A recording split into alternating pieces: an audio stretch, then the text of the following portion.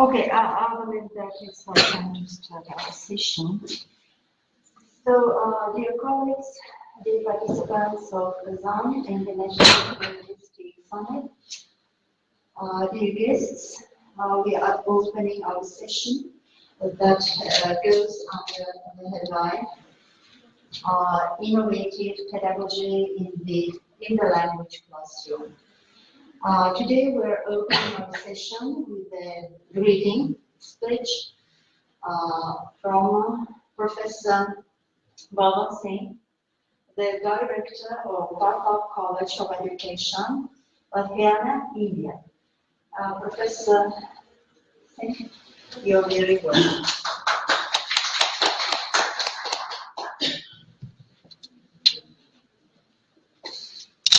Professor Tatiana and dear colleagues, it's a pleasure to be with you this evening. And this is a special symposium which is organized for the pedagogy and linguistics. It's utmost attention these days, and the pedagogy part of the teaching learning process is the most difficult but interesting aspect.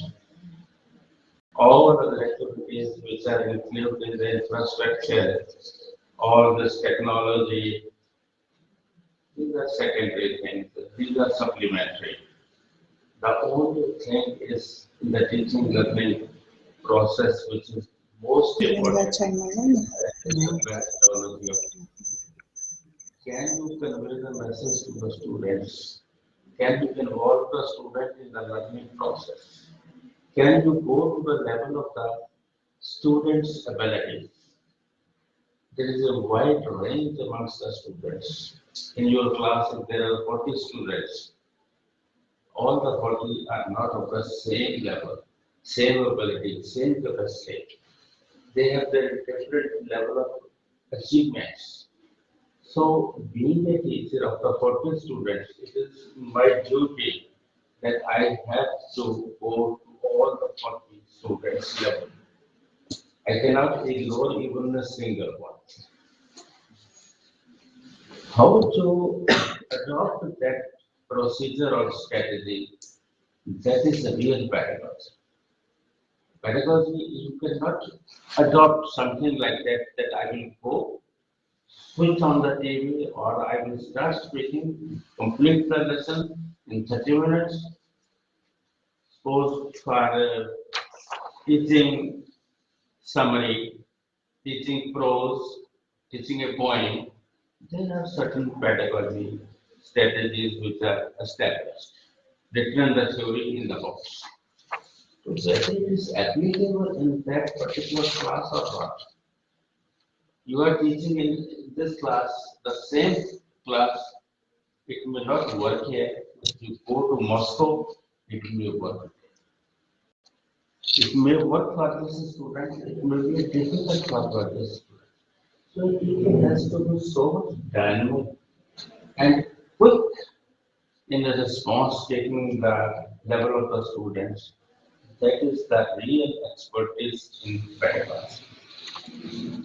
So, in all the teacher training programs, in all the pedagogy institutions, the only thing is if we can produce pedagogists, you are all pedagogists, experts in teaching. And I, to my mind, in my 45 years of teaching experience, there is no predetermined pedagogy method for teaching. It has to vary. It does vary, and you should be master of that ability, how to quickly shift to the necessity of the students, subject, topic, problems, their questions, their queries. Who knows what the question will ask? What will be asking? How can you prepare beforehand? So it all depends on the personal ability of the pedagogical competence of the teacher. So I think so you are all experienced teachers also. I wish you all the success. I have come a long way from India on the request of Professor Tatiana, and I love to be here in this department because we are the collaborators, partners. In 2019, we became the academic collaborative partners. We had a memorandum of understanding. It's a written document. And yesterday, it was again extended for another 5 years with the vice rector, the signature, and all this. So it is my duty also. Now we are working as a sister institutions. We are all colleagues working under two different patrols, but our purpose is the same. So I extend you all a welcome note, as well as I convey greetings from my country, fellow men, from all the teaching faculty from India, from the students community from India, and on my behalf also, I welcome you to this session, to this symposium. Thank you. Thank you. Thank you. Thank you, Professor Singh, for your greeting speech. And it seems to me that the weather has been changing. I mean, has become a bit warmer with your arrival. So you have brought some warmth, literally and figuratively. Okay. Yeah, to our country, to Kazan. Thank you very much. Thank you a lot, Professor Singh, for your greetings, for your welcoming. So good afternoon, everyone, colleagues, students. So thank you for attending our session that is devoted to innovative pedagogy. So the next speaker that I would like to invite is Professor Marsa Atayeva from Turkmen National Institute of World Languages, on the topic of teacher training program, development of bilingualism in children. Здравствуйте. Yes. Нет, наушники, по-моему, неудобно, не слышно, не слышно. Can you hear us? Вы нас Да, слышите? здравствуйте, уважаемые коллеги. Я приветствую всех участников круглого стола. Тема моего выступления – развитие билингвизма у детей. Меня слышно? Да, вас слышно, но вас не видно. Мое выступление на русском будет.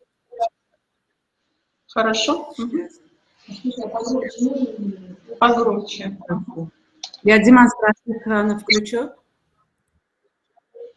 Да, пожалуйста. Да, и Майя Саманбаевна, можно вас попросить погромче? Хорошо, сейчас. Спасибо. Весь экран.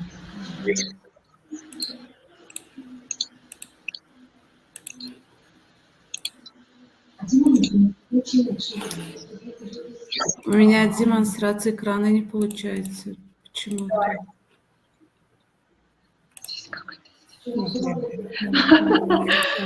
МТС-линк для нас новый. Как тут? Настройки. Да, для нас новое. Если подскажете, я вот на... Как? Демонстрация экрана. Как можно сделать? Может, еще? Нет. Вы нашли, где ее включать? Или я нашла вот внизу демонстрация экрана. Туда нажимаю. Да. Вот это выходит. Вкладка Chrome, окно, весь экран.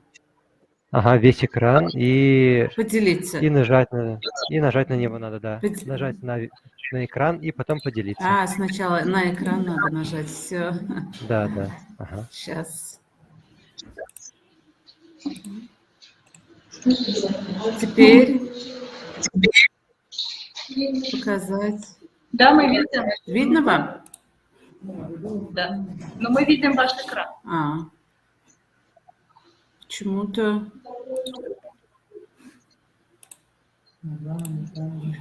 У меня почему-то... На остановить вы нажали. Остановить не нужно нажимать. Не нужно нажимать. Все, сейчас заново быстро сделаю.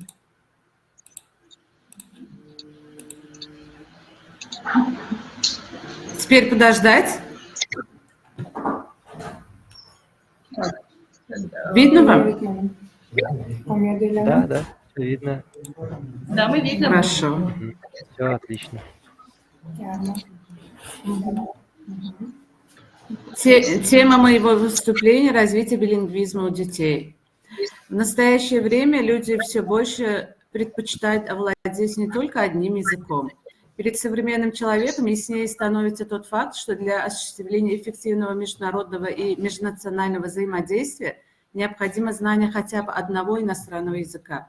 Это приводит к необходимости тратить значительное время и ресурсы на его изучение. Таким преимуществом в данной области обладают люди, владеющие двумя языками, билингвы. Многие люди... Слышно меня? Да, вас слышно. Многие люди, осознающие значимость иностранных языков, сегодня также пришли к пониманию важности овладения языком с раннего детства. Следует отметить, что двуязычие у ребенка не является постоянной характеристикой. Уровень владения обоими языками может варьироваться в зависимости от наличия, отсутствия языковой практики, а также от ее равномерности в отношении обоих языков. Современные условия жизни, связанные с глобализацией, миграционными процессами, а также проживанием некоренного населения в русскоязычной среде, вызывают ежегодный рост числа детей, вынужденных с рождения или с раннего возраста использовать в общении два и более языков. Данное явление в современной науке получило название билингвизм или двуязычие. Обучение второму языку часто бывает сложное и неоднозначное. С одной стороны, туркменские родители ориентируют своих детей на знание национального языка и определяют их в детские сады с углубленным изучением родного языка. С другой стороны, родители стремятся обучать своих детей в специальных образовательных учреждениях не только родному, но и дополнительно другим языкам. Анализ речи детей из туркмено-русских семей показал, что в речевом развитии двуязычного ребенка бывают периоды, когда он произносит слова на обоих языках подряд. Например, небо, осман. Смешивает слова обоих языков в одном предложении. Я хочу купить курджок с большим «үй-билен». Присоединяет морфологические показатели, приставки, суффиксы, окончания и тому подобное. Одного языка к корням другого, ойнджашку. Дословно переводит выражение из одного языка на другой. Например, дать руку вместо помочь. Лучше говорить на одном или другом языке, особенно на определенные темы, например, о семье, на языке мамы. Стесняется общаться на том языке, которым недостаточно хорошо, по его мнению, владеет, особенно с детьми своего возраста. Отказывается от одного из языков, утверждает, что он не знает этого языка, не понимает его. К ошибкам в произношении детей билингвов относится замена мягких согласных твердыми, особенно в конце слова и перед гласными звуками и, замена твердых согласных полумягкими. У детей билингвов наряду с нарушением звукопроизношения встречаются и нарушения лексико-грамматических конструкций. Также может наблюдаться следующее: неправильное понимание лексических значений слов, неточное употребление падежных окончаний, неправильное употребление родовых понятий, притяжательных и относительных прилагательных. Для детей билингвов характерен низкий уровень владения способами словообразования и словоизменения. Они испытывают определенные трудности при употреблении предлогов, в образовании антонимов, в подборе синонимов. Также наблюдается бедный словарный запас, ошибки в согласовании слов, словосочетаниях и предложениях, неправильное употребление предлогов, неверное лексическое сочетание слов. Все это связано с тем, что не во всех языках существует категории рода имен существительных. Прилагательные изменяются по падежам и числам. И последовательность употребления частей речи в предложении также не подчиняется единым правилам. Таким образом, речевое развитие двуязычных детей в той или иной степени определяется нарушением всех структурных компонентов речи – фонетики, лексики, грамматики, связанной речи. Воспитание ребенка в условиях билингвизма увеличивает риск возникновения у ребенка специфического рода речевых ошибок, что, в свою очередь, повышает ответственность родителей за речевое развитие ребенка. Лучших результатов в процессе коррекции речевых нарушений добиваются те дети, родители которых принимают активное участие в этом процессе, выполняют все рекомендации учителя и ответственно подходят к выполнению домашних заданий. Домашнее задание – это тот вид взаимодействия с родителями, который учитель чаще всего использует в своей работе. Они помогают детям закрепить пройденный материал дома, а также позволяют родителям участвовать в процессе коррекции. Индивидуальные тетради с домашними заданиями дают родителям возможность наблюдать за процессом развития ребенка. Учитель в такие тетради включает комплекс артикуляционных и дыхательных упражнений, материал для коррекции лексико-грамматической стороны речи и для развлечения звуков. Родители, в свою очередь, могут отметить задания, которые вызывают у ребенка особые трудности. Наиболее эффективной формой взаимодействия учителя с родителями детей билингвов является также открытие фронтальные занятия. Они наглядно демонстрируют родителям, с какими трудностями сталкивается их ребенок и каких успехов он способен достичь при совместной коррекционной работе. Такая работа, сотрудничество с родителями представляет собой особую ценность.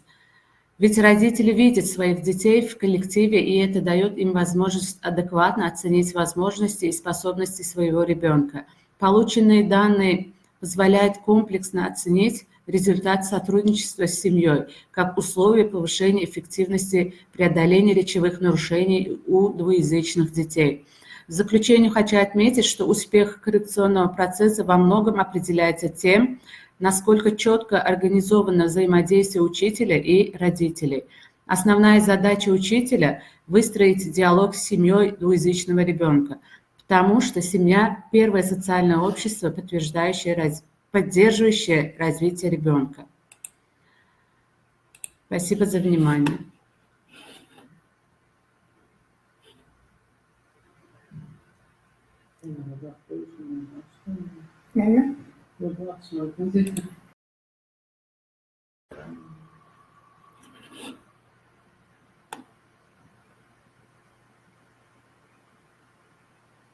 Не слышно.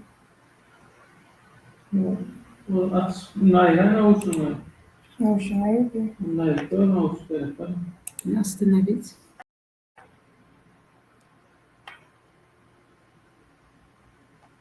Не слышно, что продолжение. Sorry. Can you hear us now? Hello, can you hear us? Okay, the next speaker is following the cover, Partap College of Education. Hello. Where is she? Is she joined? Where is she? She's not here. Yeah, here she is. Hello, can you hear us following the cover? Yeah, she can. Choose some internet problems. We cannot hear you. But Okay. microphone is on from my side. Yeah, we can hear you. Okay. Yeah, we can hear you. Please, you are welcome. Thank you so much. So, greetings, everyone. My name is Balwinder. I'm from Pratap College of Education, Ludhiana, India. And the topic of my presentation is digital transformation in foreign language education. So, here is my screen. Can you please confirm, is it visible?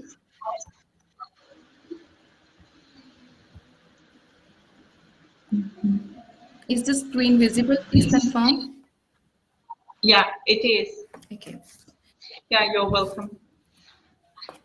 So in today's technology-driven global environment, the emergence and evolution of English as a universal language have reshaped the approaches to teaching English, and the integration of information and communication technology in English language has received an overwhelming response since the early 21st century. So digital transformation of foreign language education refers to the integration and utilization of digital technologies, tools, and platforms to enhance the teaching and learning of foreign languages. This transformation has significantly impacted how languages are taught, learned, and practiced, providing new opportunities, methods, and challenges in language education. Recent global trends indicate the increasing importance and effectiveness of technology enhancement in e-learning, and computer-assisted language learning has become indispensable, and teachers have undergone a profound transformation in their roles due to the increased reliance on virtual connections. So, for enhancing English education using digital tools, some initiatives in development of approaches and programs were taken, and many of these platforms, out of many, some of the platforms are mentioned here, like online learning platforms and apps are invented.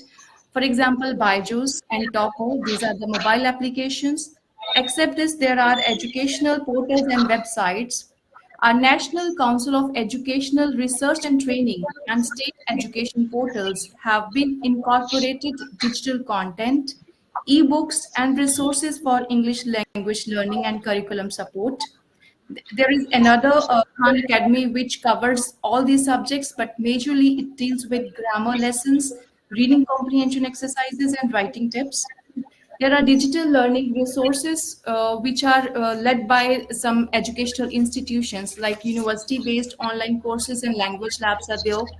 And there are specific teacher training programs for the professional development of them. For them, the workshops and webinars are being organized. So for the study, some related studies, articles, and scholarly work were consulted for the study, which highlight the impact, challenges, and advancements brought about by technology in language learning. Here is an overview of the key themes and the findings which were gained from the related literature.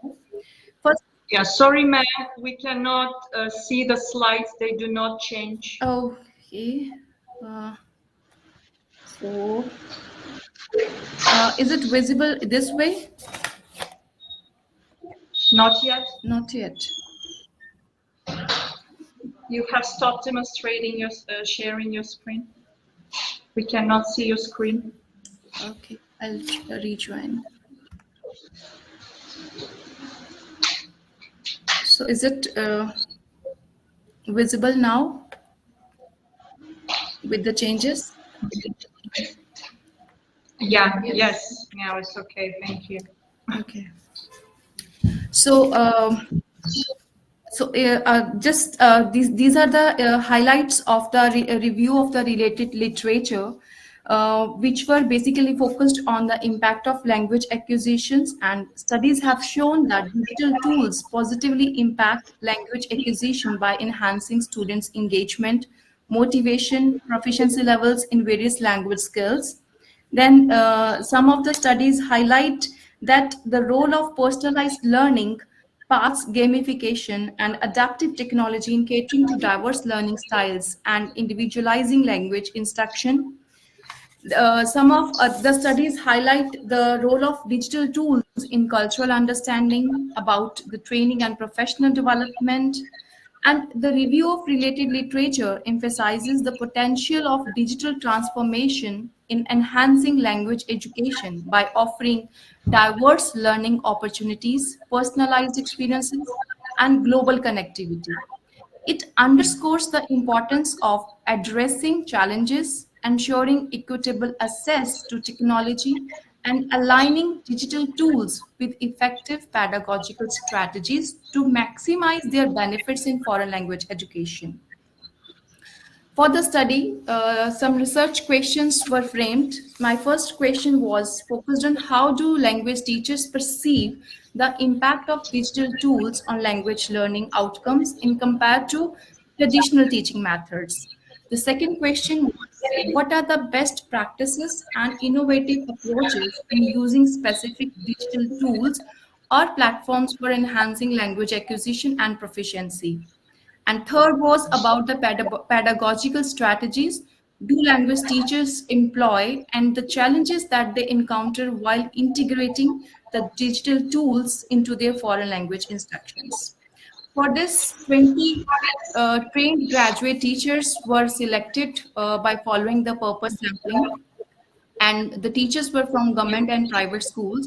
So it was kept in mind that the teachers who are using digital tools while in their teaching process for about 5 years, only the teachers were selected.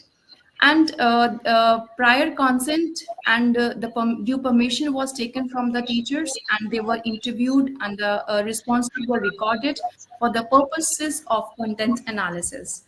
After transcribing and analyzing recordings, the key points that have been included in the key points have been included in the findings.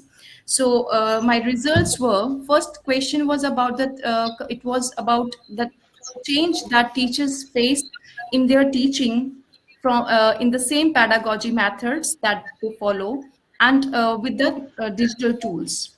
So the first, according to the first grammar translation method, which basically emphasizes a rote memorization of grammar rules, translation of text, and little focus on the speaking skills. But by using the digital tools, they provide interactive grammar exercises, online dictionaries, and grammar guides offer immediate feedback, making learning more engaging and accessible.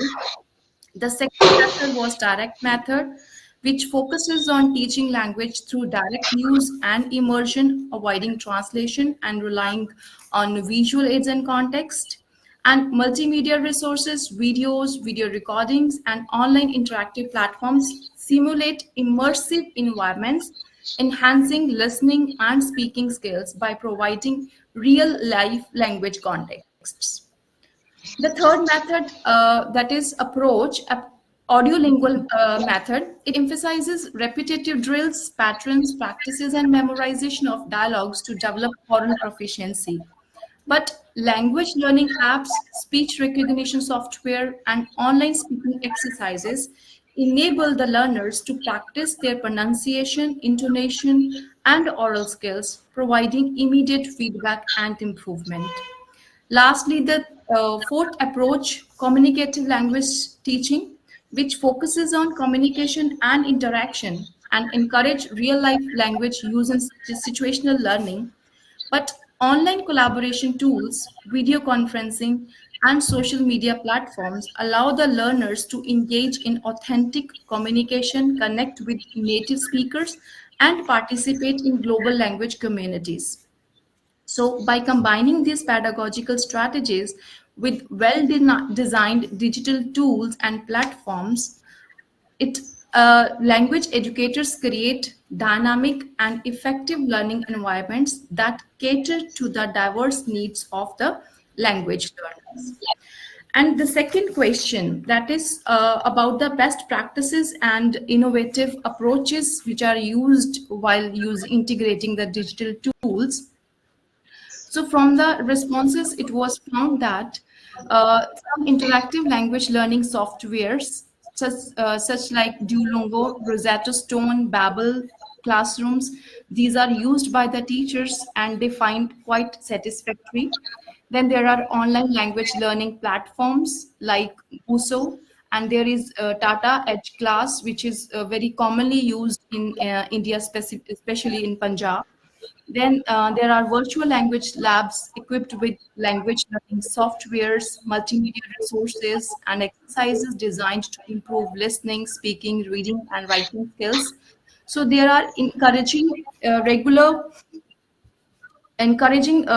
use during the language classes.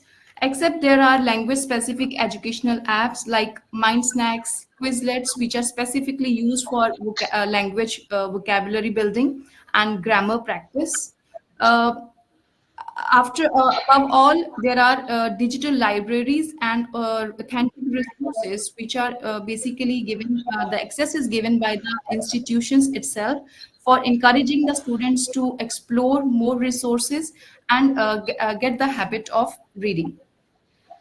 So it was realized that implementing these digital tools and platforms in school foster a more interactive, engaging, and comprehensive approach to language acquisition.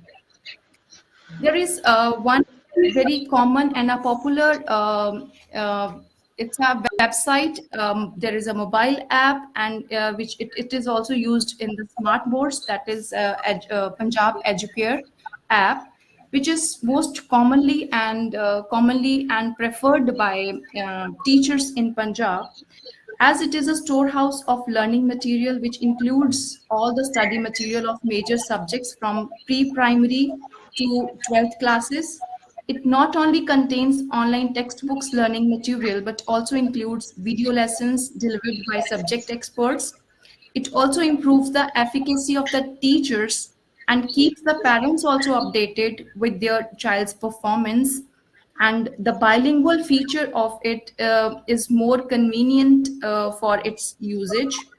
Apart from these interactive and virtual learning, it also includes English club, thought of the day, daily assignments, competitive exam series, and question banks.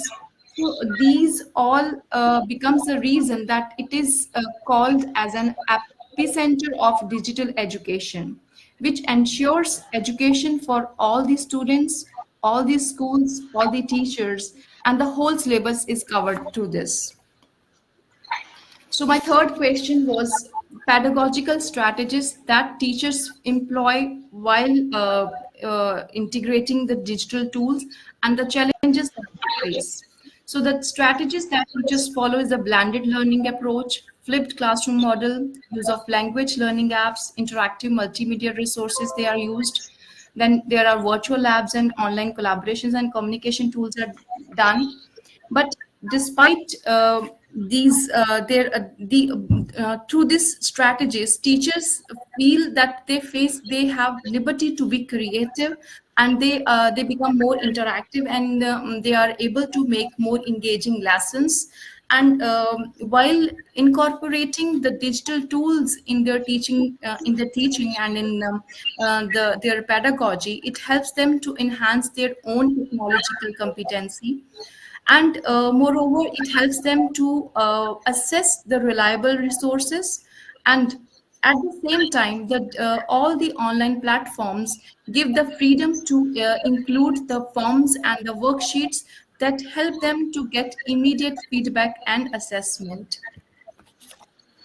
So, but still, despite some great efforts, there were certain limitations and the challenges that teachers are still facing, out of which the first is limited access to technology or inadequate infrastructure in schools that hinder effective implementation of digital tools, leading to disparities among students' access.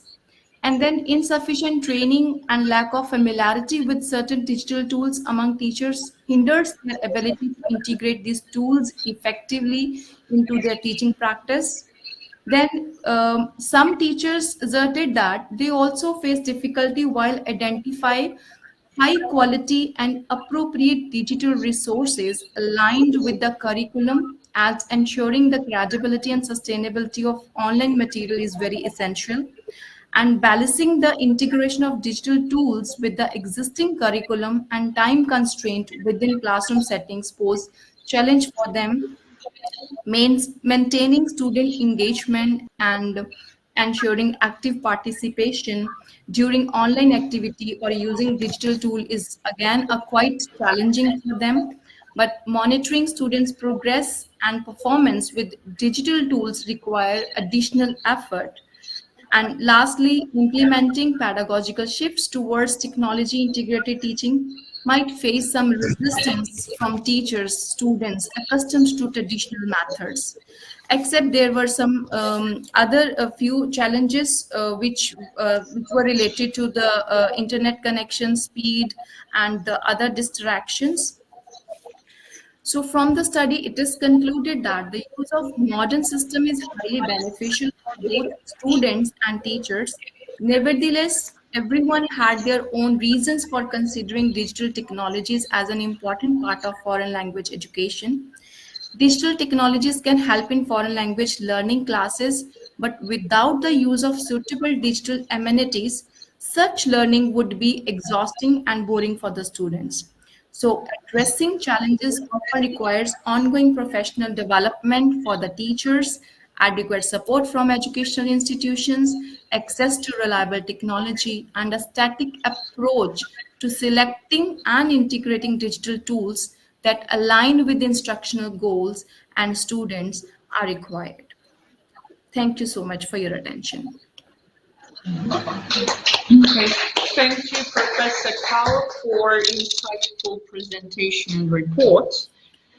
So the next speaker we will ask Vaishaki, am I right to say Banerjee, Partap College of Education, Ludhiana, India, with the report Cognitive Linguistics, an Approach to the Study of Language. Please, you are welcome. Yes. Hello. Good evening, everyone. Can you hear me? Yeah, we can. Okay. Just a minute.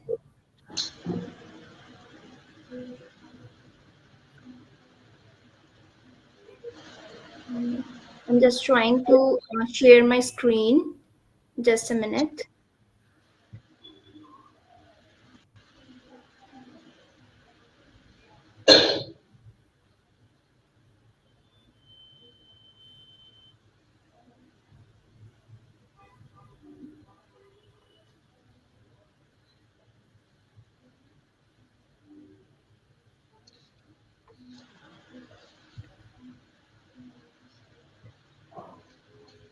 Is my screen visible to you all? Not yet.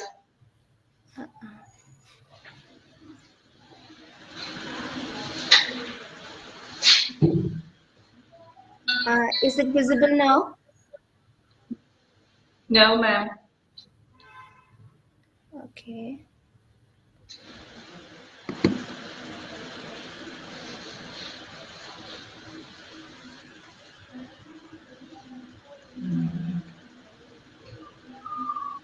Is it visible now, ma'am?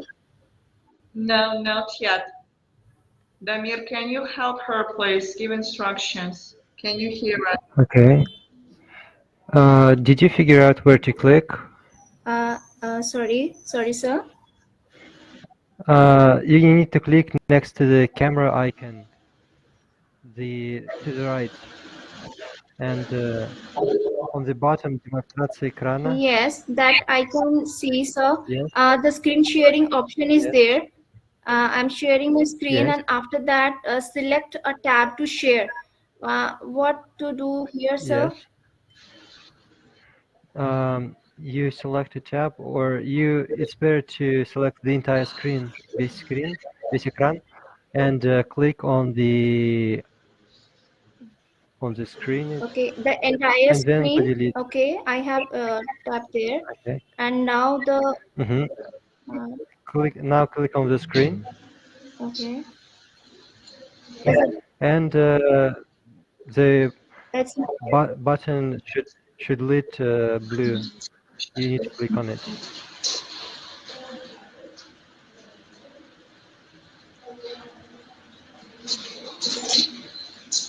Yeah, I have done. So Is it visible, sir?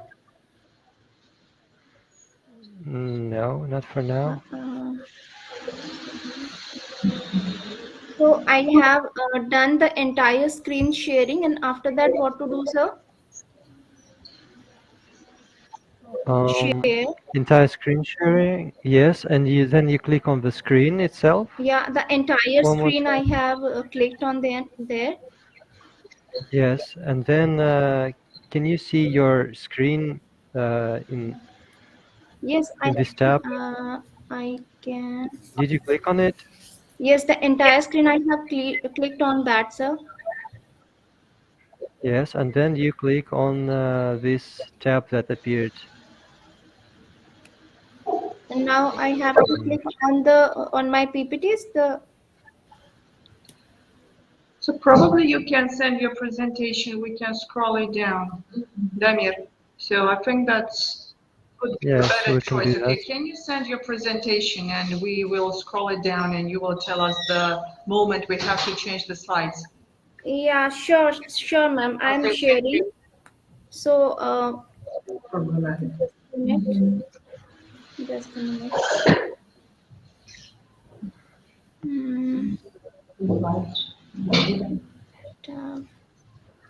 So you need to click on Files, File. It's on the right top corner of the screen. And then you drag and drop your files, and they will be uploaded here. Some internet issues are also there. It is not getting shared. Send a copy link. It's not happening.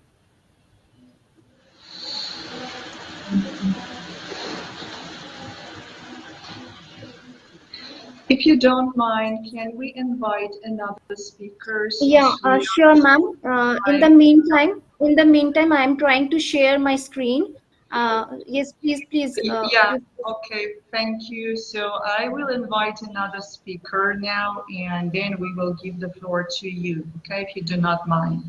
Okay, so I would like to invite Professor Deborah Schechter from Tel Aviv University, Israel, on the topic managing emotions in the language classroom.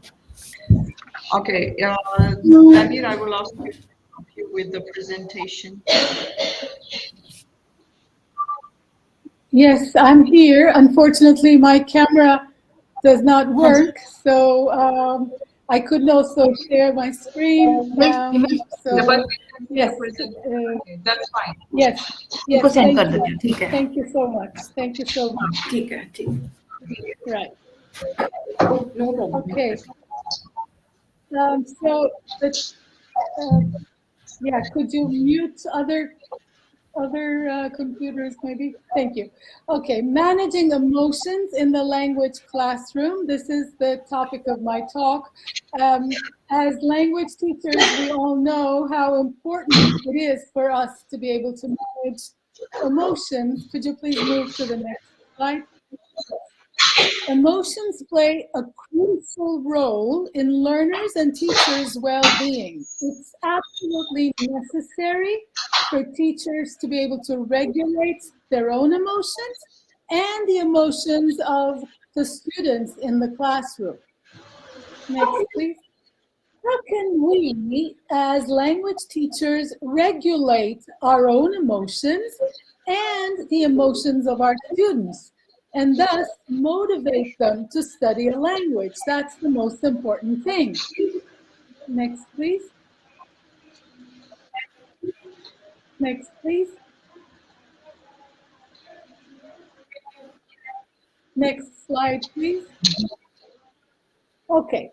Now, according to Barbara Fredrickson, there are 10 emotions that we experience commonly in our daily lives.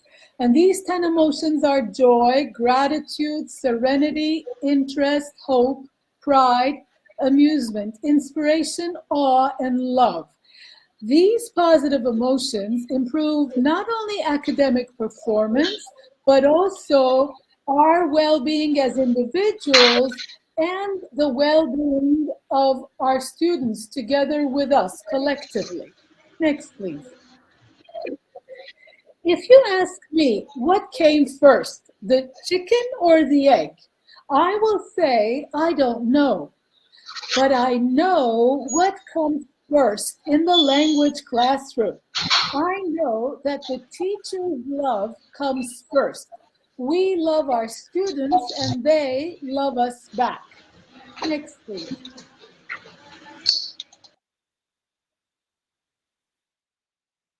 Yes, text, please.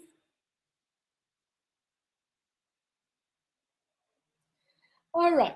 Now, emotion research is now a very, very popular in second language acquisition. In the picture, you see me with my colleague, Jean-Marc Deval, who is the leading emotion researcher in second language acquisition. This is us in Poland in May. We drove for 6 hours from one conference to another, and we're all, we're both very, very tired and unkempt. And he has about 400 publications in the field of emotion research. Now, this is what he says, and he has found. Teachers play a crucial role in positive emotions and only a marginal role in negative emotions. In other words, foreign language enjoyment depends on the teacher more than foreign language classroom anxiety. In other words, if your students are anxious, it's most probably because of them and not because of you. But when they enjoy, it's thanks to you. Student perception of teacher happiness is significantly linked with students' attitude towards the language. In other words, if the students see that you're happy, or if they think that you're happy, they're going to have a more positive attitude to learn the language. They're going to be more motivated to learn the language. And a happy teacher can trigger a process of emotional contagion that extends to the students. In other words, emotions are contagious. When you are happy, your students are highly likely to be happy. Could we have the next slide, please?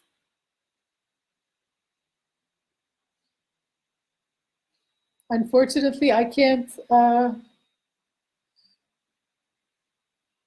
move the slides. Yes, please, the next slide. Thank you, Albina.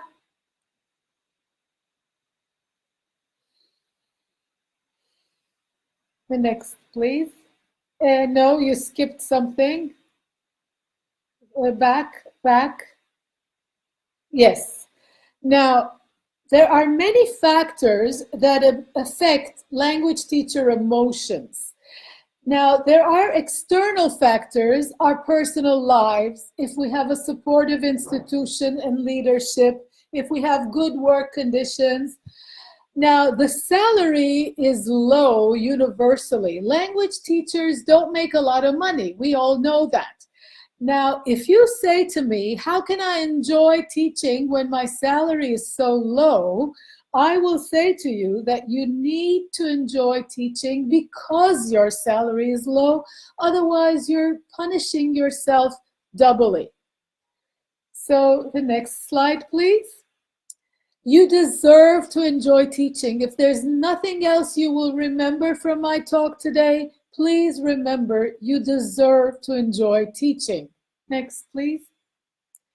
Foreign language teaching enjoyment and foreign language learning enjoyment are connected. When the teacher enjoys teaching, the learners are more likely to enjoy learning, and the three components of foreign language enjoyment are teacher appreciation, in other words, the student appreciates the teachers, personal enjoyment, and social enjoyment. When we have these three pillars, the students express high foreign language enjoyment. Next, please.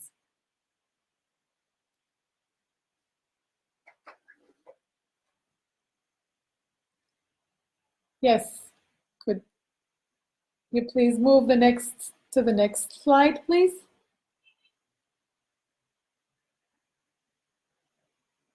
Next.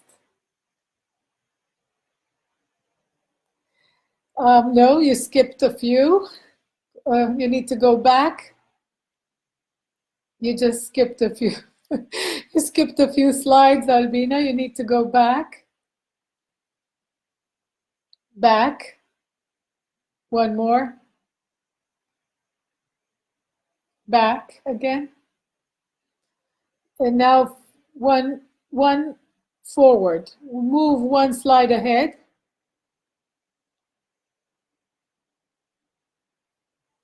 One slide ahead.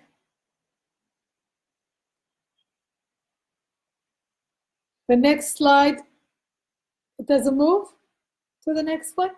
Well, it's skipping, it's skipping. All right, so forget it, doesn't matter, doesn't matter. Okay, now this is an acronym that I would like you maybe to take a picture of if you wish to. There are a lot of concepts here, but our teacher well-being depends on many of these concepts. Next slide, please. Yes. Now, the concepts are interrelated. So, for example, when we have autonomy, independence, agency, we develop our intuition, our inspiration, we become more creative. When we teach with empathy and compassion, we have a clear conscience, and as a result, we have more confidence and more psychological flexibility, and that gives us more authenticity. Next, please. I'll just skip to the next slide, please, Albina.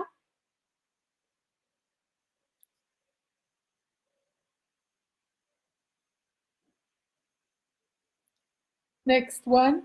Autonomy is a core predictor of well-being. In the next slide, that's what there should be. In other words, when teachers don't have independence, they don't have autonomy, they suffer. Their well-being is compromised. If it's not moving, I'm going to give my talk without the slides. Okay, I just said this. Move to the next one, please. Why do we experience negative emotions? Although we said, we need to have all these positive emotions, sometimes we also experience negative emotions, and that's because of negativity bias, because of lack of psychological flexibility or emotional agility, because of lack of self-compassion and lack of psychological safety. So I'm going to give my talk without the slides, Albina, since they're not moving. What makes a teacher happy? If the students are engaged, interested, if we have excellent relationships with our students and our students feel grateful, we are happy. Gratitude is more enduring than foreign language enjoyment. And to be able to enjoy a foreign language, next slide, whole brain language learning is what we need. Although language learning is a left brain activity, we need to engage our right brain as well to be able to learn a language successfully, because we enjoy learning a language thanks to our right brain. The right brain has positive emotions like trust, gratitude, joy, hope, creativity. Only left brain thinking and emotions cannot lead to successful language learning, and therefore we need our students to also harness their right brain. Next slide, please. Positive emotions help us overcome negative emotions. In other words, when we experience more positive emotions, we can cope with our negative emotions. Curiosity moves us to our growth zone instead of our panic zone. And we can cope with uncertainty. We can cope with boredom and anxiety. We also need to build excellent relationships with our students. How teachers feel has a big influence on the learner's emotions as well. So we have to make sure that our students know that we have their best interests at heart. Okay, we have to make a good first impression. I'm moving because the slides are not moving.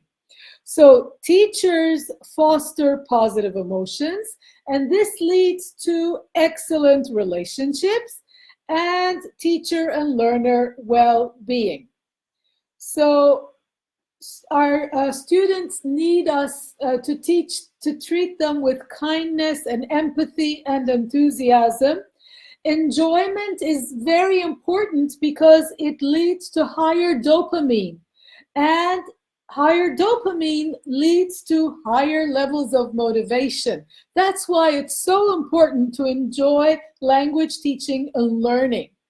Okay, so I guess the slides are not moving, so I'm gonna probably wrap up. So what I would like to say here, that teacher, just keep moving if it can move. You can just, so they need our kindness, empathy, enthusiasm. I said that. If you can move to the next slide. So our students will be happy when we teach them, you know, when we encourage them, when we are considerate, flexible, supportive, compassionate, friendly. That's what our students need from us. And this is when they're going to experience positive emotions. Yes, if you can move, please. And if you say you are not enthusiastic anymore, you can try to learn a new language, develop a new course, because your enthusiasm is the best panacea for student boredom. You know what, you can move to slide 34. I will wrap up. I only have 1 minute left. You can move to slide 34, Albina, and I'll wrap up.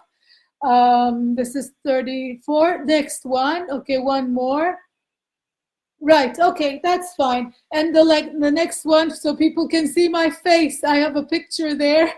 Thank you very, very much. I'm so sorry that I couldn't turn on my camera here. Anyway, I'm glad I participated, and I wish you a great conference. Thank you so much, Thank you so much.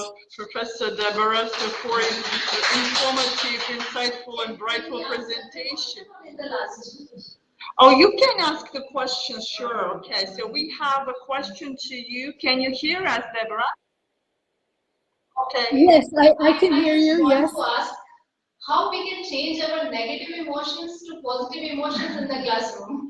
Why teacher can change? When teacher is frustrated, teacher... How can you... can you repeat the question, Okay, Albina? I couldn't. How can you change the negative emotions into positive emotions in class? Well, exactly by behaving the way I tried to describe in these 14 minutes, by making them feel secure, by making the students feel pedagogically cared for and psychologically safe, by making sure that they understand that I have their best interests at heart. And when there are negative emotions, I can talk to them about what they're feeling in class or after class. There's no way that they're gonna experience negative emotions in my classes for more than a few minutes, because I talk about it with them. We discuss things and we solve these things together, because they know that I care about their success. They need to be convinced that the teacher cares about their success. Okay, thank you very much. Sometimes it is easy to change the emotions of the student, but it is not easy to change our own emotions. We just have to... Yes, and that's why we are not happy from inside, but we have to act as happy. Thank you so much. I agree with you. That's why I have a workshop for teachers. If your college would like me to give you an online workshop for positive emotions for your teachers, I'll be happy to do that. Students are the happier we should be. Okay, Deborah, thank you for your recipe of keeping enthusiastic. Thank you. Okay, so the presenter that we have to go back, it's Barishak Banerjee, sorry, from Patap College of Education. Have you fixed the camera or the speaker, and are you ready to share your screen with us? Please, I have already sent the presentation. Damir, can you? I cannot see. I'm trying. Just a minute, We ma'am. I'm can see trying your to presentation. myself. Okay, thank you. Yes, this one, ma'am. This one.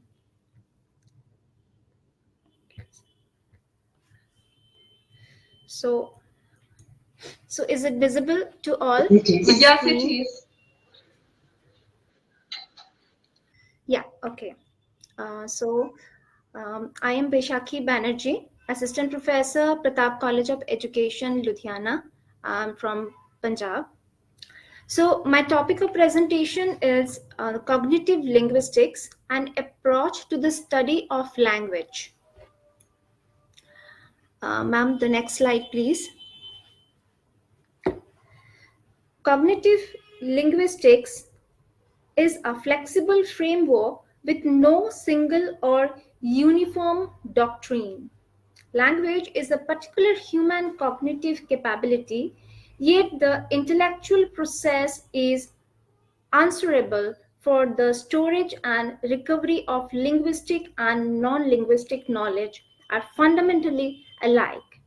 Cognitive linguistics incorporates various extensively viable ways to deal with linguistic importance and structure, sharing a typical premise. The thought that language is a central part of cognition and it mirrors the relationship of social, psychological, and informative elements which must be perceived with regards to a sensible, perceptive, and conceptualization and mental processing. Cognitive linguistics is a flexible framework with no single or uniform doctrine, no central gurus or crystallized formalism instead. It is a multidisciplinary approach. Yes, in this slide, ma'am, please stay here. In the introduction part, please. Instead, it is a seeking to highlight the assumption that linguistic abilities are deeply rooted within human cognition. Within such conception, meaning is central and grammar is use-shaped. This strong affiliation between language and cognition, defining the essence of cognitive linguistics, perhaps the cognition as the way in which humans are able to organize and interact with different objects and events in the world, including how we shape ourselves across different dimensions. This results in the instrumental construction of language as a tool utilizing the categorization and processing of overlapping linguistic units within human experience. Cognitive linguistics is an acknowledged field of study. It emerged in the middle of the second half of 20th century. However, it has roots that can be traced back much further. It is an interdisciplinary branch of linguistics. It is considered as a movement since it's not a particular theory. Cognitive linguistics deal with some other areas also. The areas like psychology, philosophy, neuropsychology, and artificial intelligence, etc. The next slide, ma'am, please.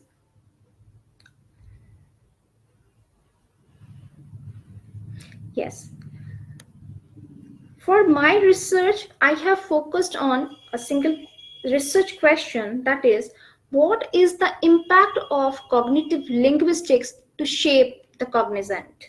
The next slide, please.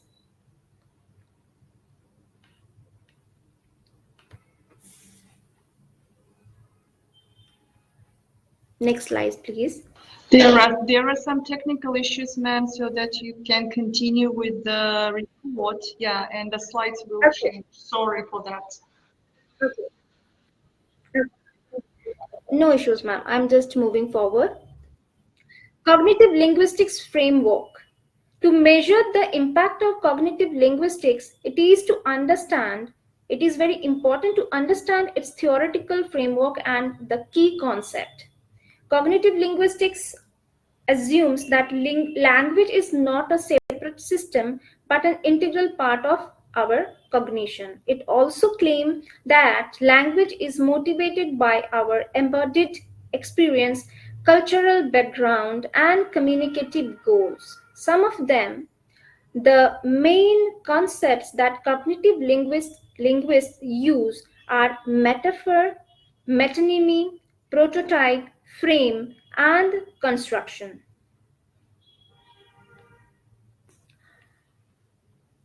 As it is, the slides are not moving, but I'm moving forward with my presentation.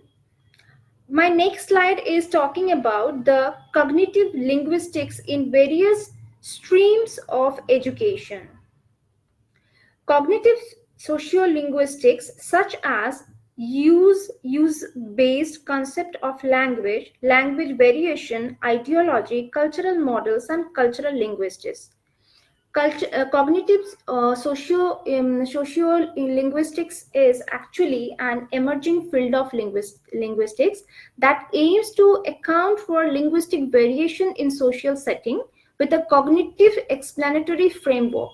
Like, we can take some example to elaborate this cognitive sociolinguistics part. That is like gendered language difference. We have the language, both the male and female gender, they use the same type of language, but the selection of words sometimes becomes different. It also becomes different with some regional differences, some differences with accents. The language may be same, but the accents differ as per provision, like province wise or state wise, or some area wise, the accent changes. And some how the social class impacts language uses. This all comes under this cognitive sociolinguistics part. The other part which I have focused on in this research, that is the applied cognitive linguistics. So what is that? It is concerned with the actualization and pedagogical implications of cognitive linguistics in second and foreign language teaching learning. So this is actually based on the people, those who are concerned here. They are those who are teaching and learning and trying to learn the second and the foreign language, and this is also applicable for the teaching field. So we can get some examples like dialect coaching for the actors who are actually working in the film or in the TV programs. It also helps in revival of languages in the process of being lost. There are many languages, those which are actually getting those which are almost in a situation of demolishing. So this applied cognitive linguistics approach can help those language to get revival and to make the use of those languages again. Another approach which I have focused on, that is the contrastive cognitive linguistics. This is, for example, we can take that people from different cultures can get the background. Sometimes they have some different background, and when they communicate, they use some different way to communicate with each other.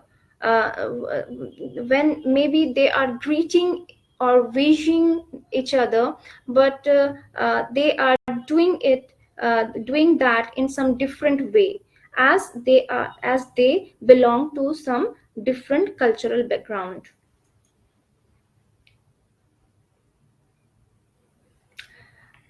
My next slide is focusing on the cognitive linguistics analysis. Applying cognitive linguistics analysis to our text or speech.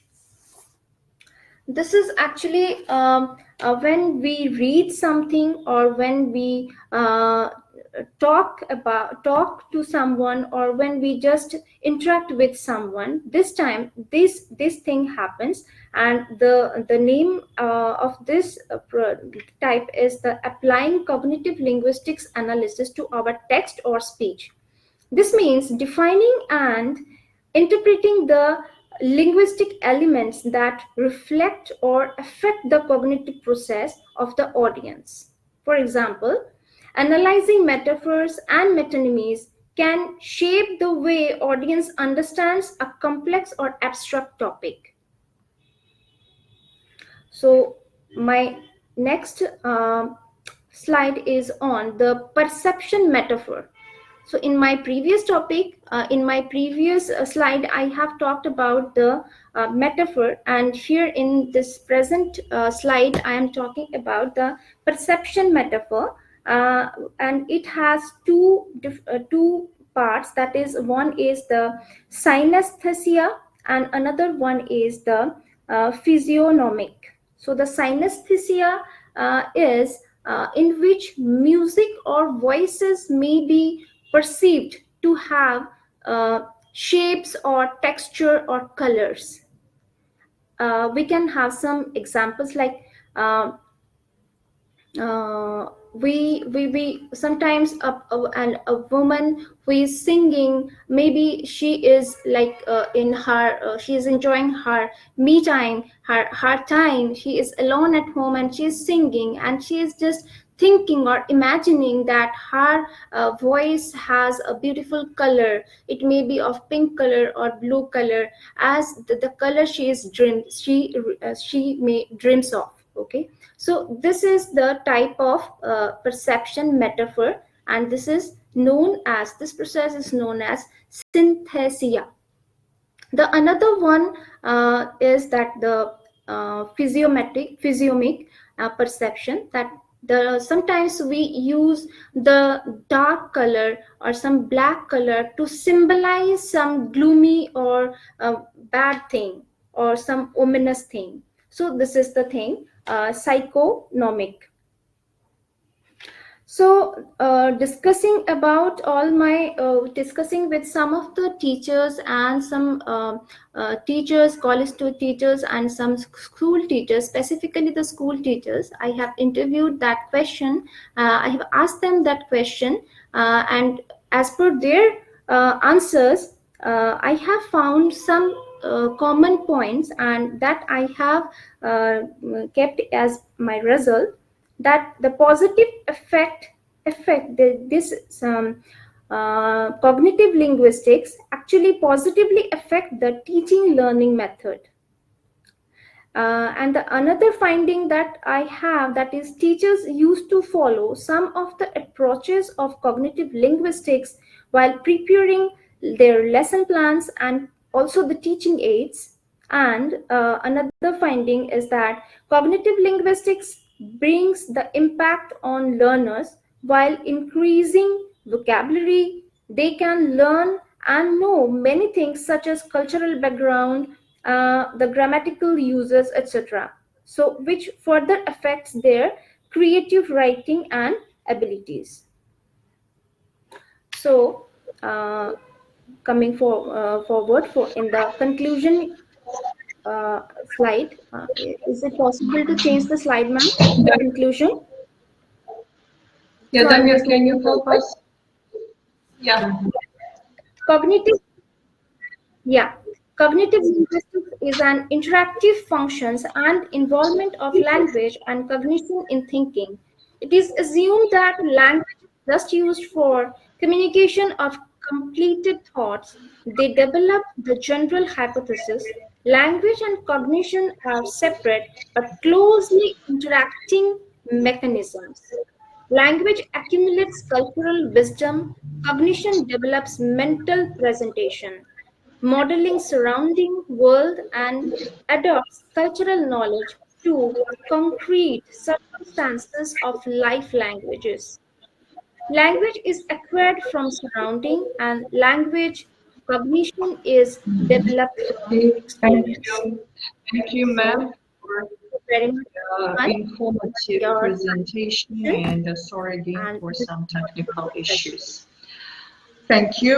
Okay, let's give the floor to the next speaker, Guzel Arazmuhametova from Turkmen National Institute of World Languages, Ashgabat, Turkmenistan, on the topic jewelry vocabulary in the poems of Mahtumkuli, learning models. Please, you are welcome.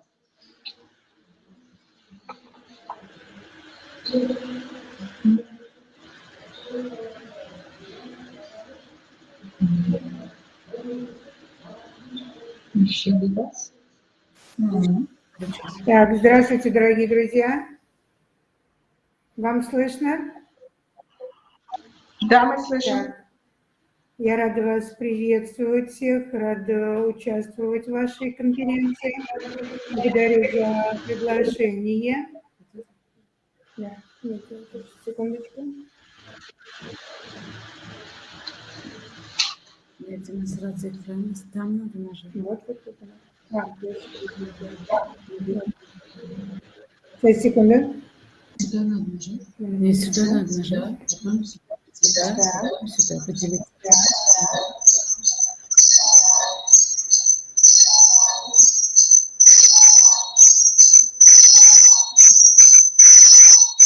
Вам видна моя презентация? Моя презентация. Сейчас, секунду тогда. Нет.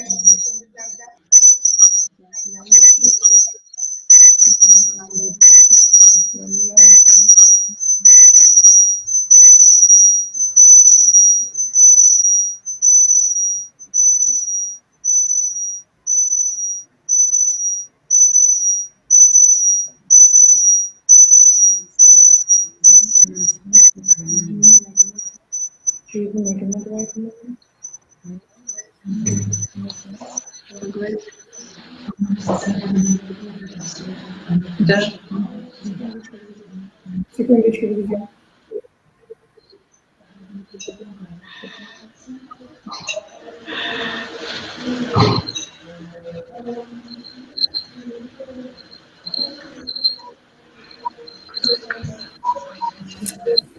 Его надо было подключить.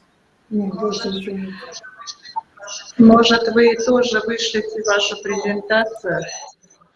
Ну, мы постараемся, но у нас, конечно, видите, очень долго переключаются слайды.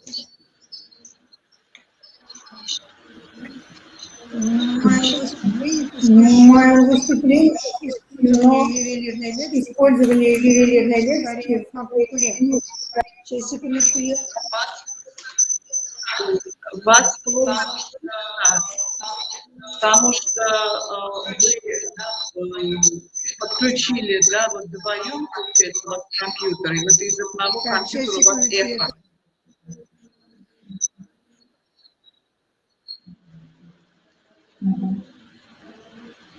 А сейчас нет, вас не слышно.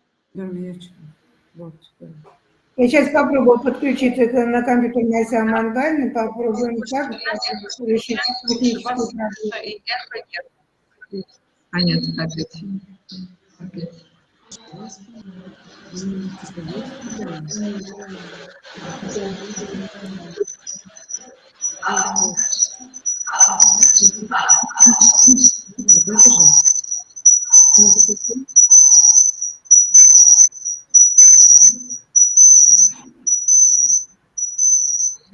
Видно вам? Видно вам? Дайте указать, пожалуйста. Мы их слышим как эхо. Я думаю, нужно на одном компьютере, я так понял, там два компьютера включены, нужно один из них звук выключить у него, звук.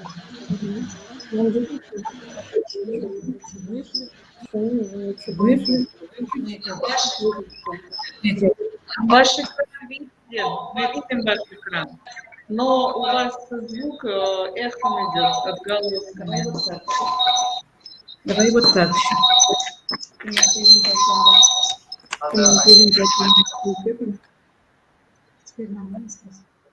Надо один из динамиков выключить. Так, меня слышно? Так, меня слышно? Да. Звук нормальный. Звук нормальный? Так, Сейчас, да. так. Вообще выключу.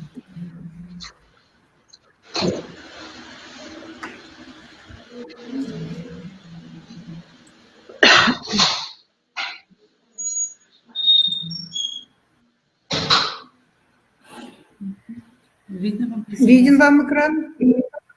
Презентация видна? Да. Презентация видна? Все видно. Все, спасибо большое. Секундочку, я прошу прощения за технические неудобства. Итак, мое выступление — ювелирная лексика в стихотворениях Мактум-Кули Фраги. Тема нашей научной работы и выбор нашей темы обусловлен тем, что проблема изучения русско-туркменских контактов, а именно туркменских элементов в словарном составе русского языка, не может оставаться без внимания лингвистов, требуя глубокого и системного изучения. Задачей исследования является выделение различных лексических туркменских заимствований в русских переводах стихотворений Мактум-Кули. Во-первых, всем известно, что великий поэт был не только поэтом, но и философом, мыслителем и прекрасным мастером золотых дел, мастером-ювелиром. Актуальность исследования заключается в том, что, несмотря на наличие известного количества научных трудов, посвященных туркменским заимствованиям в русском языке, по мнению исследователя, ощущается большой недостаток сведений в этой области. Актуальность обусловлена также активизацией процессов взаимосвязи и взаимообогащения двух языков, процессом заимствования и освоения туркменизмов, который является одной из характерных особенностей периода развития системы русского языка, ибо туркменские слова или выражения всегда пополняли и обогащали русский язык, потому что в нашей стране с давних времен, еще завоевания советской власти, используется русско-туркменское двуязычие. Цель нашего исследования состоит в теоретическом и практическом обосновании вопроса о художественном своеобразии русских переводов стихотворений Мактум-Кули, месте и роли туркменизма в современном русском языке. На материале анализа стихотворений Мактум-Кули мы попытались проанализировать использование ювелирной лексики как пласта туркменизмов, как одной из тематических групп туркменизмов, сохраненных в русских текстах переводов, и изучить их морфологические и синтаксические особенности. Итак, посмотрите, пожалуйста, в группу ювелирной лексики входит название наголовных украшений, которые пришиваются поверх тюбетейки. Кроме того, большое количество ювелирных изделий – это нагрудные ювелирные изделия. Кроме того, также мы видим, посмотрите, тенечер – это сережки, серьги, которые изготовлялись ювелирными мастерами. Это броши. Хочется отметить, что основным исследователем ювелирной лексики была Хадыргуль Киясова, и ее монография «Ювелирная лексика туркменского языка» была издана у нас в Туркменистане, и согласно ее классификации ювелирная лексика делится на следующие группы: название ювелирных украшений, название металлов и камней, которые используются при изготовлении изделий, название инструментов, используемых мастерами, и, кроме того, название узоров, а также слова, связанные с самим рабочим процессом. Итак, посмотрите, пожалуйста, вот название украшений, пришиваемых на верхнюю часть одежды. То есть ювелирные украшения, они не только несли эстетическую функцию, но они еще выполняли защитную функцию. То, что одевали на голову, защищало женщин от ударов мечом или кинжалом. Вот ювелирные украшения, которые надевались на верхнюю часть и, соответственно, оберегали женщину во время нападений, от удара меча. Так. Посмотрите, пожалуйста, как используется ювелирная лексика в стихотворениях Малтумоли.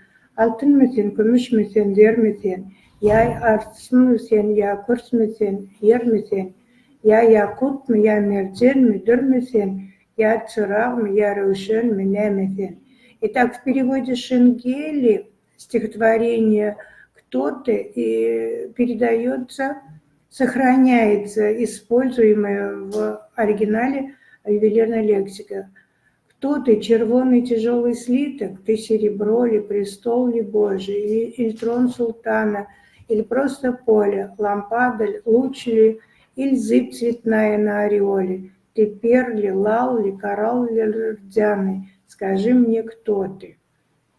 Следующий пример стихотворения «Нужда какая» – это перевод самой Падалуль-Киясовой, не хаджаттар стихотворение Махтумкули. Лахмы мердженме бойына алып қоушыр дара даханнанды. Низар болар мен бенде рехим етсе не апаттар. Нитки жемчуга на шее, на устах ее слова, я любви жестокой жертвы, так зовет меня молва. Еще один из примеров стихотворения повелительницы используют такие слова ювелирной лексики, как «хилал», «даш», «мерджен», «кякелих», «калши». Посмотрите, как они сохраняются в переводе. И скользят вдоль щек янтарных, звенья локонов чудесных, вязь искусственных кружевниц. Ты сидишь, как птица сирен, ты, как сокол, вьешься ввысь, у тебя, как месяц, брови, зубы жемчугом зажглись. Глянь, павлин, и устыдись. Посмотрите, это вот украшения, которые одевались на голову и защищали тем самым лоб. Манглилик, игме. Вот еще пример. Дигреси демиретташли, небалбали, кертдашлы, алтын тағытме, алтын тәчме, дәу бегілері дашынадыр. Что дева для нее взбуздала, смордов до горы накидала, венцом алмазу увенчала, и все распалось, как зола. Я хотела бы показать вам наше национальное украшение. Это броши гульяка. Здесь, посмотрите, разного рода аппаты. Это монеты, которые пришивались на верхнюю одежду. А вот название самих камней. Жемчуг, мермер. Ты сидишь, как птица сирен, ты как сокол вьешься ввысь, у тебя как месяц брови, зубы с жемчугом зажглись. То есть предметы ювелирного искусства у туркменского народа очень разнообразные. Посмотрите, пожалуйста. Они защищали не только голову, шею женщины, но и руки. Бегелик. Это украшения, которые надеваются на руку. Вот украшения, которые одевались или прикреплялись к косам. Так, вот еще одно из названий камней. Демераткаши.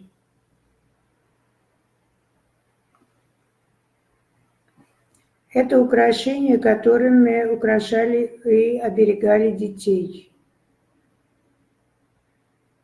Но туркменский народ украшал не только женщин и детей, он украшал и своих коней, которые считались верными друзьями джигита. С неверным рядом избегай сидеть, в навоз попав, зловонным будешь впредь. Случится, что алмаз оправят в медь, не станет от того алмаз ценнее.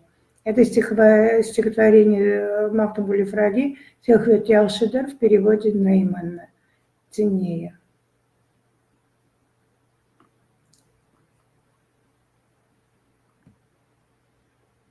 Здесь названия, опять-таки, камней, рубинов, все практически все наименования ювелирной лексики отражены в стихотворениях Махтумкуле. Хотела бы подвести итог и сказать, что художественный перевод, каким являются переводы Шенгеля, Тарковского, особое направление в работе профессиональных переводчиков. Такой вид перевода предполагает письменное преображение художественного текста из одного языка в другой. Вся сложность подобного перевода заключается в том, что переводчику необходимо просто передать основной смысл, идею, пафос произведения текста, но и сохранить уникальность авторского стиля. Переводчику необходимо творчески передать смысл текста, не прибегая к дословному, буквальному переводу текста, воссоздать эмоциональную окраску произведения на переводимом языке теми приемами и средствами, которые свойственны данному языку. Спасибо большое за внимание. Спасибо большое, коллеги, за участие, за ваш доклад. Было интересно. Да, нет, я еще, да, не последний наш, so the last presenter of our session is Larissa Olisova, University of Florida, USA. With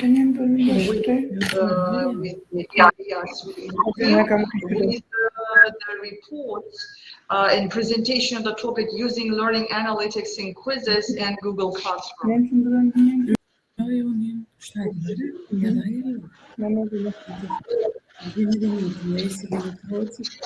Я отключаюсь. Видео презентацию. Если вы не против ТЛ, если вы разрешите.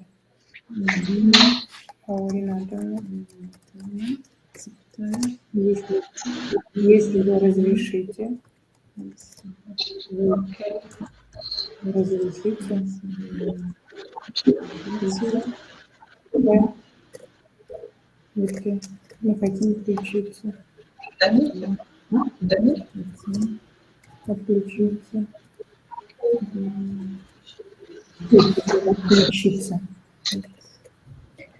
Colleagues, Включиться. thanks for joining our session today. We're happy to have the opportunity to be part of this symposium. The title of our presentation is Using Learning Analytics in Quizzes and Google Classroom Engagement. Let me introduce the participants of our pilot study. The participants were from 3 different universities in Russia, located in the Kyrgyz region, in the Urals region, and in the southwest region of Russia. There were 23 master's students majoring in English from Kazan Federal University, with the majority of female participants in the age of 21-22.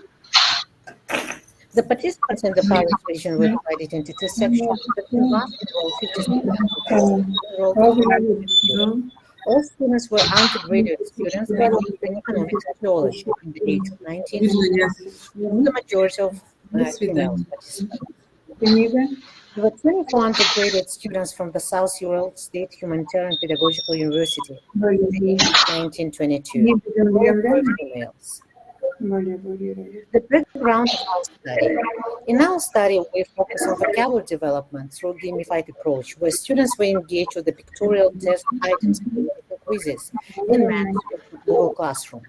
Both platforms provided learning analytics, and we examined how learning analytics on both platforms can help us understand students' engagement to learn new vocabulary. Learning vocabulary is a crucial part of language learning because it affects high-level processes such as construction of schemata. Several studies have examined the effects of pictures on vocabulary learning and have found that supportive information such as images can promote foreign language learning. Other studies found that foreign words combined with pictures are remembered better than those without this type of support. With the growth of accessible mobile tools, gamification through mobile learning has become one of the interests among researchers and practitioners. However, gamification in education is still a new and not examined concept. Nevertheless, studies have found that gamification through mobile technologies can present engaging, attractive, and effective learning experiences.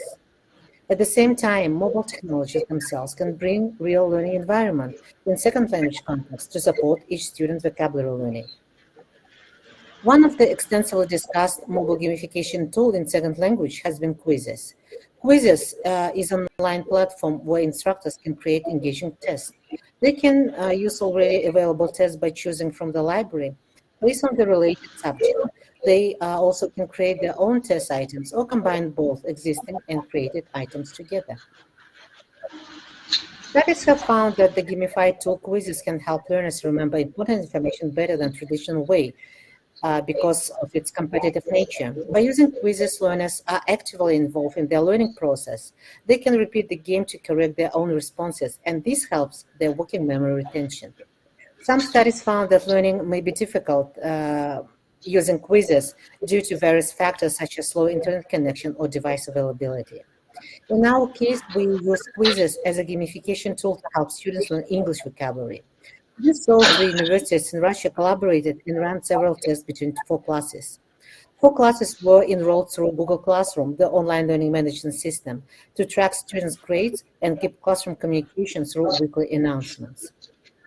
What is learning analytics? Learning analytics is a growing field and effective approach to investigate students' learning.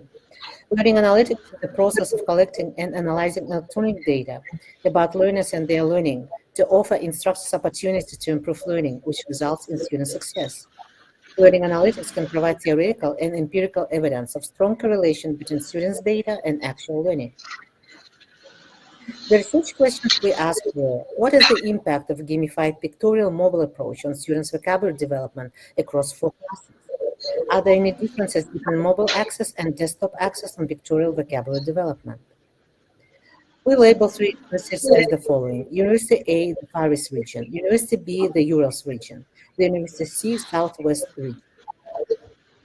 The study used integration of the quizzes through desktop and mobile access as an additional activity to support EFL vocabulary learning. The quizzes tests were integrated through the platform itself by creating a separate class entitled Quizzes Classroom, and through the Google Classroom course created for 3 universities. The participants were required to complete 5 vocabulary tests via quizzes for 2 months. Each test consists of 10 or 15 items, and each test item was accompanied with a picture to help students visualize and remember the words better. Each test was open during 1 week with unlimited attempts, giving students an opportunity to improve their scores except an introductory test, which is available for 3 weeks. The purpose of the introductory test was to give participants time to get registered to the quizzes and try the tool capabilities.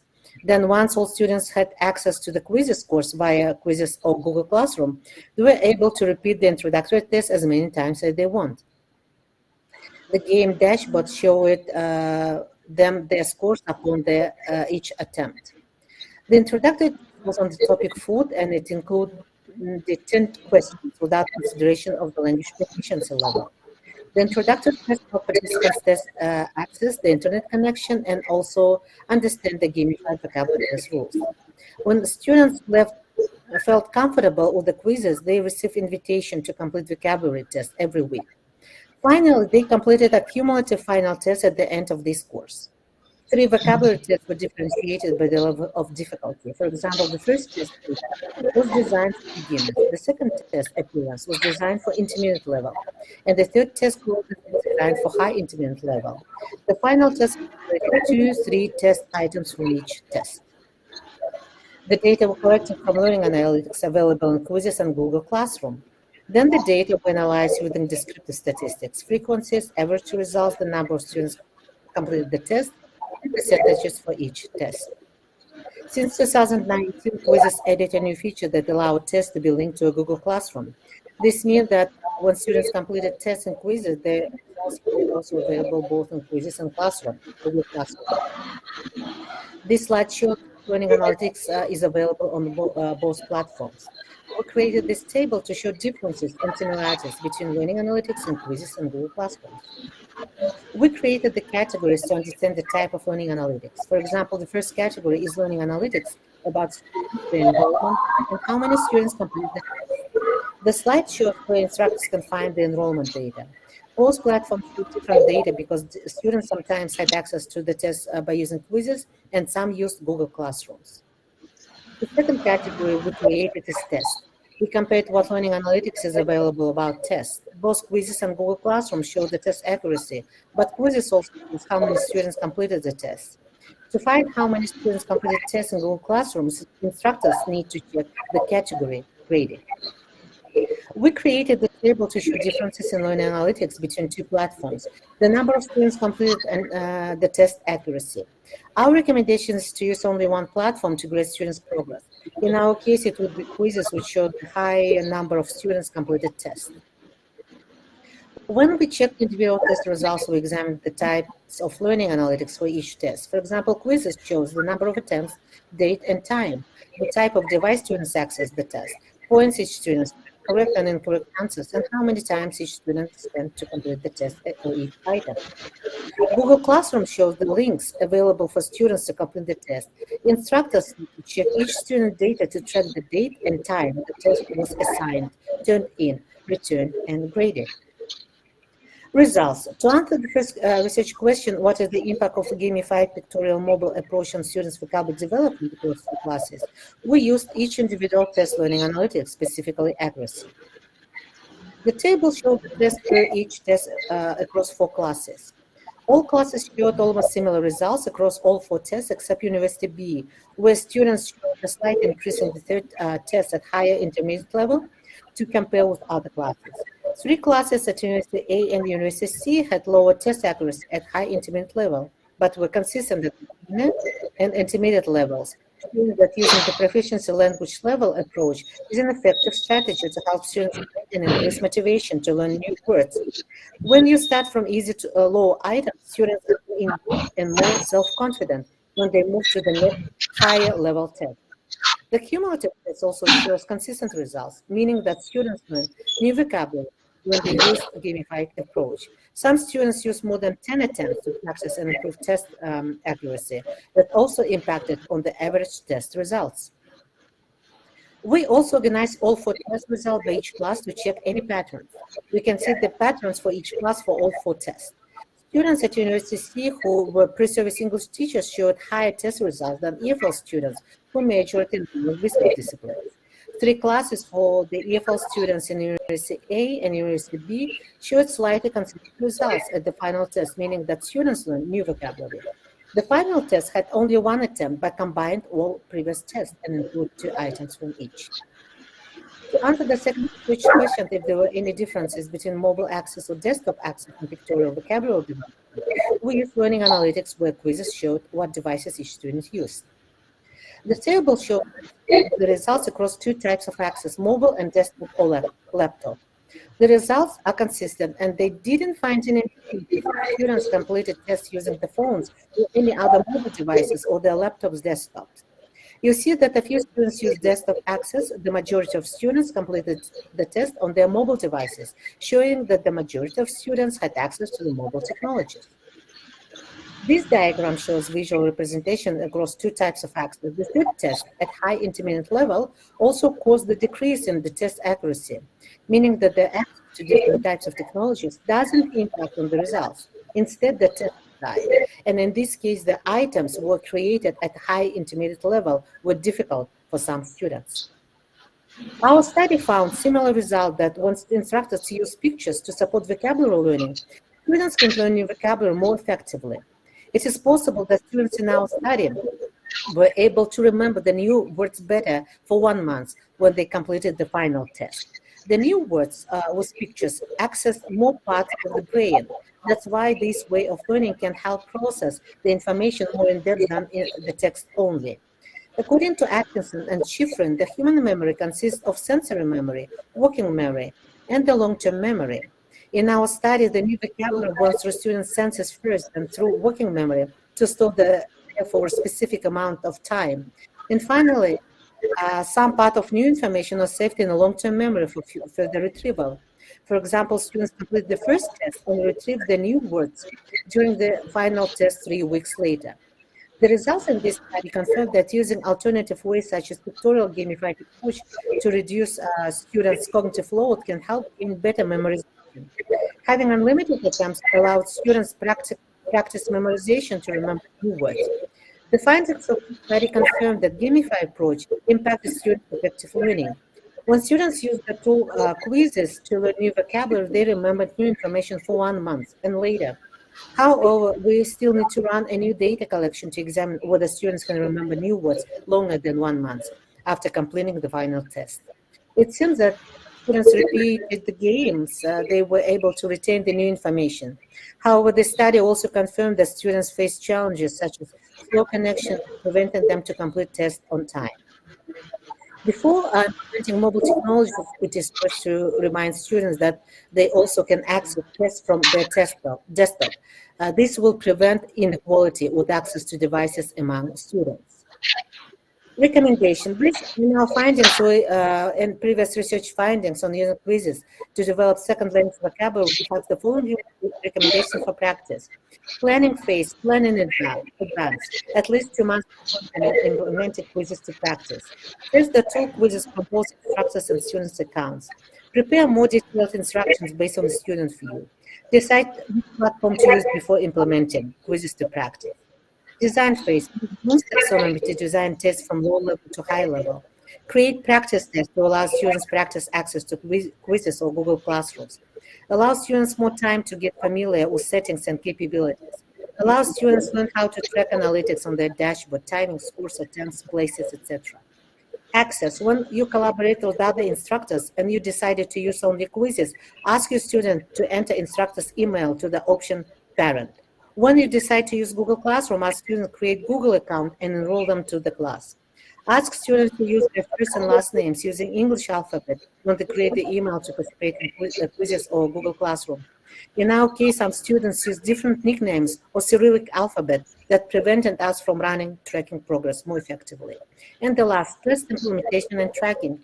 Use practice tests with 3 attempts during the week to give students equal opportunities. Create a new measurement test by using practice test items to track students' progress. Having weekly measurement tests will allow you tracking and measuring students' progress. Create pre- and post-tests to measure students' learning before and after this implementation. Require students to complete tests individually to track their progress. Send instructional reminders in addition to the system reminders. And grade students' progress on time before the test expiration date. Thank you for your attention, and thank you for joining this presentation.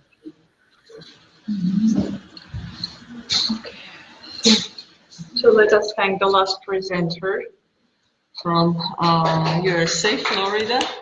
Yes, the rest ones are the ones that who can, endure. Okay, so all the presentations and reports were insightful and informative and productive, I suppose. Yeah, so in case we don't have those technical issues. Okay, thank you again for the presenters, for the guests who attended our conference, our session. Okay, so thank you. Once again, will you just give just 1 minute. So it's my privilege to close this very session, and I'm joining our winners, our words, concluding speech by saying that indeed all the presentations, though there were some technical issues, and please accept our apologies, it's a new platform that we introduced in September. So perhaps this is why there were some technical issues. So thank you one more time for the participation in Kazan International Linguistic Summit. I believe that our cooperation will continue. And one